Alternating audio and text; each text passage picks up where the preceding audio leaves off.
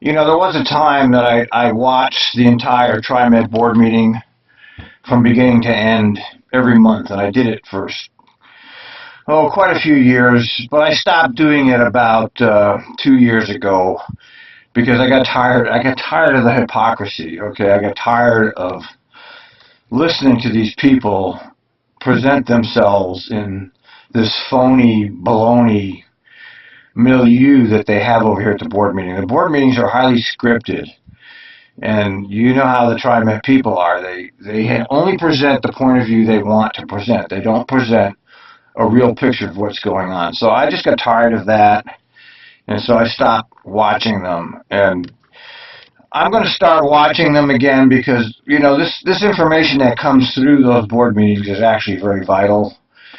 And for my own knowledge, I need to know what's going on, especially the general manager's report. I mean, they're going to babble on about all kinds of stuff on these board meetings, but the general manager's report is something that should be watched by all of us. So we're going to watch Neil McFarland's general manager's report from this last board meeting. Have a bit of an extended general manager report with some almost briefing style materials for you that have come up. But again, good morning, happy season, holiday season to all of you. I would first start off just by saying that the public transit industry is always interesting. The public transit industry is always interesting. He's right. It is. That's why I love it so much. It's always interesting. It's never boring, especially with all the tools I have available to me to actually keep a look on all the things going on at TriMet. It's always interesting. And I just would note about an hour ago I did receive a notice that we had a bus engine catch fire at westbound Allen and 217. Know that all the passengers were evacuated safely. And well, that's kind of interesting. I don't remember that particular incident, so that must have not been on the scanner, or I missed it. I mean, we have thousands and thousands and thousands of files to look through on our scanner, and it's impossible to look through them all. So I missed that one. Maybe I don't remember hearing about it either. So maybe that's me. You know, I am getting older, and but that's interesting that there's another bus on fire. Actually, one report from one of the passengers was that the operator handled it very well and actually found the fire extinguisher, put out the fire before the fire department even arrived. Extra services filling that. Just to know that will be under full investigation. It's a very rare occurrence for us. When it does happen, we get to the root cause and then make sure that that cause has been inspected throughout the whole fleet that might be similarly configured. So that will be the follow-up actions. Yeah, you can see Neil and Harry are on the job. They're gonna check the entire fleet that's similarly configured to make sure it doesn't happen again. Attaboy, Neil. Safety first at TriMet, right? On that one, just FYI. But I'd also note that this is a busy morning for preparations related to winter operations again. And we do have a forecast that tells us the possibility of snow, hopefully not so much ice, on its way. And so we are underway with that. Obviously, that's a huge challenge to us, TriMet, and our workforce. And I wanted to just note we had some great performances on the part of our workforce over the last week. If you lived on the west side of this region, you may not have recognized exactly how severe the ice was, particularly east of 82nd, east of I-205. And so again, recall that our major inventory of light rail vehicles is in Gresham, along the Burnside corridor. And so we had really a major dig out associated with getting that alignment up and running, which was really, frankly, I would use the term heroic effort on part of our facilities and maintenance away staff. Because it wasn't just the ice on the wire or the tracks, it was trees that had fallen into the catenary that needed to be, frankly, removed with chainsaws and the rest. And that was over a very long corridor, really from Gateway all the way to Cleveland. So again, my thanks to the staff who did an outstanding job. We've already performed or held a post-event debrief related to what occurred during the last event. Even lessons learned from that are being applied in this next event. To note that we are an agency that really focuses on continuous improvement. And this was one area where it seems like Mother Nature, every storm throws us a slightly different twist that we get to learn about and respond to, and that is underway. There it is, the lessons learned excuse. The lessons learned. You hear that all the time from career technocrats, that they're always learning lessons from these events. I hate to tell you, Neil, but you were here in 2008, and I was there in 2008, and we had all of the same sorts of problems. So this is not something new, and you shouldn't have needed any lesson learned. This should have been learned. I would say that our bus system operated very well. Right now we have about 300 of our buses that have the drop-down chains that are available for the operators, and I got enormous positive feedback from our operations workforce about how those actually worked. As you know, we've had two Trimageddons this month. We had Trimageddon number 8 and Trimageddon number 9. Trimageddon number 8 is the one that screwed up the Max. Trimageddon number 9 is the one that screwed up the buses. And this meeting was held before Trimageddon number 9. So in the first Trimageddon number 8, yeah, the buses were running fine. It was the light rail that got messed up because there was ice on the wires. And so, yeah, the buses were running good, and the light rail was a piece of shit. And he hasn't talked about the stranded light rail, but he's going to talk about that now. Particularly in our environment where we see changing conditions throughout the length of a route or throughout the day, those chains, those automatic drop-down chains, seem to be very effective. I'd also just note that we were required to put many routes on snow routes, or actually cancel service on some of the routes on the West Hills, for example. But in general, bus service responded well. MEC's system struggled obviously with the freezing rain, and we kept seeing forecasts, for example, even going into Friday afternoon, warming, warming, warming. Well, Mother Nature decided not to warm and decided to throw some rain on top of some very cold temperatures coming out of the fueled by the gorge winds. That's a fairly frequent event. Wires and ice stop the light rail. This is not something that's unusual. And if they don't have those ice cutter trains moving, the light rail system falls apart. I've seen it multiple times now, and so this is what's going to happen here. So we had a big challenge then over the weekend. And I think to Mr. Walker's question, there was also one very unfortunate event that we sincerely apologize to our customers for. But again, I think our operator and our staff did the right thing. That was when we had a train actually trapped just on the outbound side of Gateway, where a high power power line had fallen across the track. Right thing happened. Train stopped. Warned customers not to try to exit the train. Announcements went on for about an hour. Unfortunately, it took the utility 3 hours to get that line safely removed. That was a horrible event for the people that were stranded. Coin did a story, and so did KGW. And those people were traumatized on that train, and nobody came to deal with it for 3 hours. Most likely because there was a million other emergencies going on at the time. And he said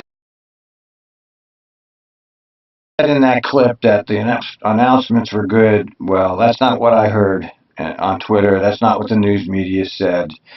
The people really didn't know what was going on. I mean, I think the operator didn't go back past the first car. You know, there's 2 cars on the Max, and so the people in the back car didn't know what was going on. And some people, I heard that they red nodded and got out. One of the people that was on that train mentioned that, yeah, some of the people just left. They didn't all just stay there. That's not an experience anybody would want to go through. But I would say that our operator did a good job of announcements for about the first hour. After that, he had to pan down as the catenary was pulled out of power after we, sort of the wire lost power, quite for reasons of safety. At that point in time, the communication was somewhat unable to happen, as well as heat. So it was not a pleasant circumstance. But in those circumstances, also the success is everybody gets home safe, and that was indeed the case. I would note that related to evacuating trains in those circumstances, we do call first responders to help, and they are equipped to deal with any disabilities that might, or people with disabilities that might be on the train at the time. So again, there's a great deal of training and focus on making sure that we deal with people with disabilities respectfully and well in those very rare circumstances where we actually have to evacuate a train not on a platform. He's sugarcoating the event there, that whole spiel about how we train for these disabilities, to help these people with disabilities, and we do all this and we do all that, and everybody got off safe and blah, blah, blah. Yes, everybody got off safe, but really having to wait 4 hours to get off of the train that's not a success, okay? A 4-hour delay to be stuck on a train is not a success. That's a failure. And his attempt to spin that is just phony. And that's one of the reasons why I stopped watching these. Is they just keep trying to spin everything. So, again, and our sensitivity to that is why whenever we can, we actually get the train to a platform where we evacuate. In this case, that just was not possible because of the, frankly, danger of the situation. Again, my thanks to our staff. I think did a remarkable job, particularly Friday night and Saturday, in getting the system back up and running. And it was really rewarding to see, I think it was 88 or 89% on-time performance on Sunday. There you go. There's the 88 or 89% on-time performance on Sunday. And you know how they do that, right? You are aware of how they keep those things on time. There's two trains. When a train's really late, they'll just stop the train and the two operators will switch trains. Okay? Now all of a sudden the train is on time because the operator that was late switches with the other operator who was late. Now they're both on time. It's a nice way to do it, but it's somewhat fraudulent because they're dropping a trip there when they do that. There's time loss, as they would say. But anyway, it makes the statistics look good. We rallied well. A couple other things I just wanted to mention from the public hearing. The class action lawsuit that you mentioned was settled some time ago, and we will be paying those settlements out. They're relatively modest, but I think those go out. They're relatively modest. They're relatively modest, he says. They're relatively modest. It's not that modest. There's people that are getting $800. Okay, a lot of people are getting $800. That's not modest. And the entire settlement is $1.6 million. So that's not modest. That's a chunk of change. And you notice how they never mention my name ever in any documents unless they have to, but never at the board meeting. Never say, in the suit of Margulies versus Trimet. None of them will not speak my name. It's relatively modest. No, it's not relatively modest. Jesus, he's such a bullshitter.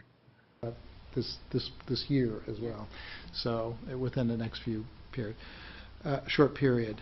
I'd also just note there was a reference in one of the comments to a hiring crisis, and I would just want to reassure you that every one of our marks in terms of recruiting new operators or service workers is being met by Randy and his team, who are doing an extraordinary job, I think. All of our hiring marks have been met by Randy and his team, who's doing an extraordinary job. See how they always run to Randy to make him look always. Randy Steadman is the man. He's the greatest thing that ever happened to Trimet. He's meeting all the goals. I mean, if that guy's in charge of hiring people, is that what he just said? Holy shit. That's terrible. No, they're not mentioning the fact that how many extraordinary measures that they had to take to get people, which is like Trimet is hiring on the trains and signs flashing on the buses. Trimet is hiring and ads in Las Vegas. No, they've had a hell of a time filling their jobs. Now, I do know that industry-wide, people are not taking this job because with the advent of social media, people have realized what this job really is now. And so I think they have second thoughts, a lot of people. So, I mean, they probably are meeting their hiring quota, I imagine, but they had to take extraordinary measures to meet that quota. And see, once again, another example of him distorting the truth. And what really bothers me is how all these people are so pro Randy Steadman. Okay, it just shows you what you're up against as a union employee. You're up against a bunch of people that absolutely have no respect for you. Because if you've been tracking anything about Randy Steadman and what's been happening, you understand he has no respect for he'll do anything to bust the union. Of meeting our requirements, and frankly, what is a growing tight labor market. So, but every target has been met. Our classes are full, and we are continuing to run those classes every 3 weeks, a new class of operators for Trimet. Perhaps with that, let me move to what I think is a really important topic that we wanted to spend some time on. We are bringing to your attention during... All right, he's going to move on here to the light rail, how do they word it? People are getting light rail citations and they're not following through or whatever. He's going to move on to that report, and that new guy's going to do that. Well, I'll do that next. But that covers the general manager report, and it's the usual general manager's report, which is how do we sugarcoat everything and make ourselves look good? And that's why I don't watch these anymore, because they're basically useless, because they're not giving you the truth. They're giving you their side, okay? And in the eyes of the technocrats that own Trimet, I mean Neil McFarlane and those people that he's hired around him, actually literally are the owners of Trimet. They make all the decisions. You have a board of puppets who's never, since I've been watching, have ever said no to the general manager. The one guy that actually said no, his name was Lynn Learberg. They kicked him out of there. There's never been a moment. There's never been a motion that was denied. They approve everything. So they're sock puppets. The real power of the agency is Neil McFarlane and all of his little, hot overpaid henchmen that he's put around himself. I inherited an agency that I think is inspired by a Dickens novel. I call it A Tale of Two Trimets.